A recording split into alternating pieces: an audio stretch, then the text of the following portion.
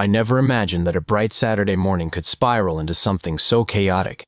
Yet that's exactly what unfolded the day I realized my truck had vanished. And not just misplaced, it had been taken straight out of my own garage. You'd assume that a locked door in a quiet, familiar neighborhood would be enough to keep trouble out. But clearly that's not the case when you're dealing with a level of entitlement only a Karen could instill in her child. I was sitting there, sipping my coffee and casually scrolling through my phone, completely unaware of what had already happened. Meanwhile, according to the security footage I would later review, my neighbor's teenage son casually walked up my driveway as he belonged there. There was no hesitation in his movements, no fear whatsoever, just a smug expression as if everything I owned was already his. Then, in a moment that felt almost unreal, he opened my garage, got into my truck, and drove away. The sheer nerve of it made my blood boil. But what came next was even harder to believe. When I confronted him, he didn't even try to deny it. Instead, with a completely straight face, he claimed the HOA had approved it. Yes, seriously, the homeowner association had supposedly given him permission to enter my garage and take my vehicle. I couldn't wrap my head around it. My neighborhood had its quirks, sure, but nothing remotely like this had ever happened before. I immediately contacted the HOA to verify his claim, and their reaction said it all. They were stunned. No approval had been given. No one had authorized anything. The entire story was fabricated. The kid, fueled by years of his mother's interference and entitlement, had treated his lie as if it were an unquestionable truth. But the situation didn't stop escalating there. When I warned him about taking legal action, he just shrugged it off and said something that made my frustration skyrocket. "Mom said you'd let me take it anyway." That's when it hit me. This wasn't just about a reckless teenager making a bad decision. This was the result of long-term entitlement, unchecked arrogance, and a parent who had enabled it every step of the way. A Karen raising her child to believe rules didn't apply to him. By that point, my disbelief had turned into determination.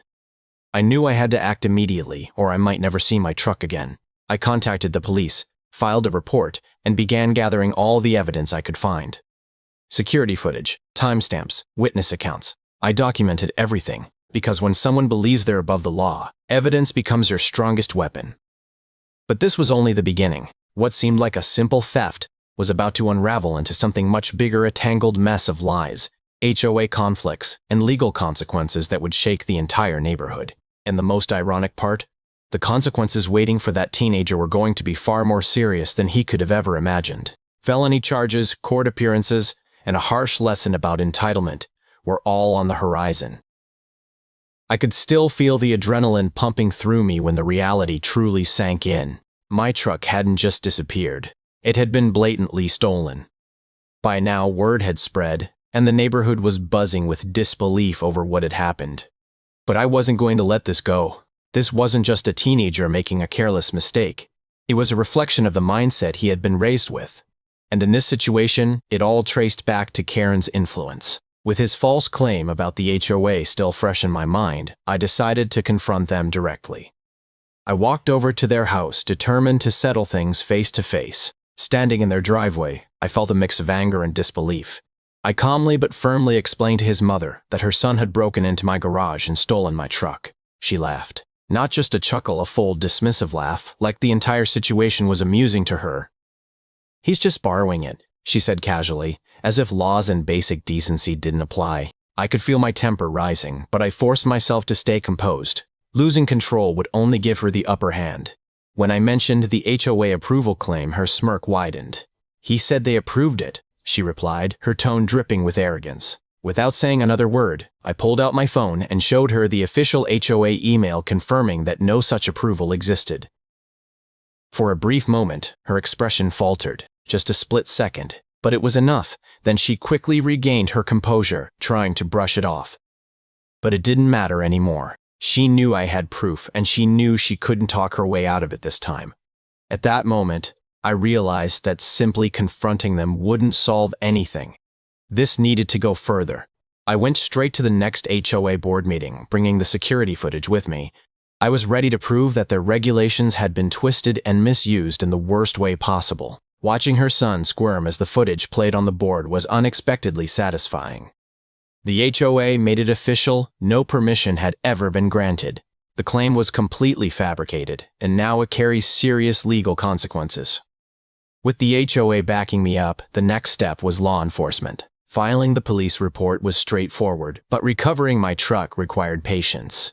Every conversation with the officers reinforced just how serious the situation had become: breaking, vehicle theft, and the possibility of felony charges. What had started as reckless behavior had now turned into a full criminal case.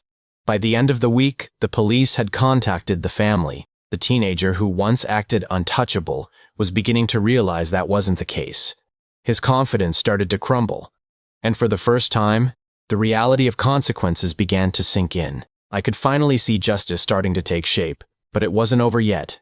The days ahead would only intensify the situation, pushing everyone involved into even more tension. This wasn't just about a stolen truck anymore. It had become a lesson in entitlement, deception, and accountability. Once the police officially confirmed the theft, the entire atmosphere around their house changed. The same confidence that had allowed him to walk into my garage casually disappeared almost instantly. Now, reality wasn't something he could ignore. Calls from law enforcement became frequent, and the looming threat of felony charges hung over him like a dark cloud. It was surreal. Just days earlier, he had acted like he owned the neighborhood. Now, he was facing serious legal consequences for the first time in his life. The day officers showed up at their house, you could feel the tension in the air. I stayed at a distance, watching quietly, knowing that the process was unfolding exactly as it should. He tried to downplay everything, acting like he didn't understand the severity of his actions. But the officers weren't fooled. They laid out the charges clearly: breaking, vehicle theft, and the potential for felony convictions. Each word seemed to weigh heavier than the last, slowly stripping away the arrogance he once carried so easily. Meanwhile, my focus remained on getting my truck back. The police advised patience, assuring me it would be returned once the investigation concluded. During that time, I reviewed the footage repeatedly, documenting every detail of the incident. I gathered HOA communications, timestamps, and statements from neighbors who had witnessed him entering my driveway. Every piece of evidence strengthened my case, and every piece of evidence tightened the situation around him. The news surrounding the teenager's sense of entitlement quickly spread throughout the neighborhood. By the middle of the week, reality had struck the Karen family hard. Friends and nearby residents began to notice a clear shift in their behavior. The mother's usual arrogance had faded, replaced with a cautious, almost uneasy demeanor. Her son, who once carried himself with confidence, now avoided eye contact and barely spoke to anyone. The lesson was harsh, but it was necessary. Actions carry consequences, and pretending to have authority or approval doesn't shield you from the law. Even after the initial confrontation, the tension didn't fully disappear. The legal process was only beginning, and it was obvious that the coming weeks would be filled with court dates, hearings, and financial penalties. I found myself feeling a mix of satisfaction and caution. Justice was moving forward, but I knew the fight against entitlement, deception, and accountability wasn't completely over yet, and in those quiet moments, I came to an important realization. This situation was no longer just about my truck. It was about standing up for what was right. It was about proving that no one, regardless of age or parental influence, stands above the law. The son's looming felony charges would leave a lasting impression, and the neighborhood would never forget the audacity of that day. This incident would live on as a story people would continue to share, a warning about arrogance, entitlement, and the consequences that follow. The weeks that followed were filled with tension. Court dates approached steadily, and the Karen family's confidence had completely dissolved into quiet anxiety. The son, who once believed himself untouchable, was now facing the harsh reality of the legal system, and it wasn't forgiving. Felony charges for breaking, vehicle theft, and property damage hung over him like a storm cloud, a direct result of the choices he made and the entitlement he had learned from his mother. The courtroom itself felt surreal.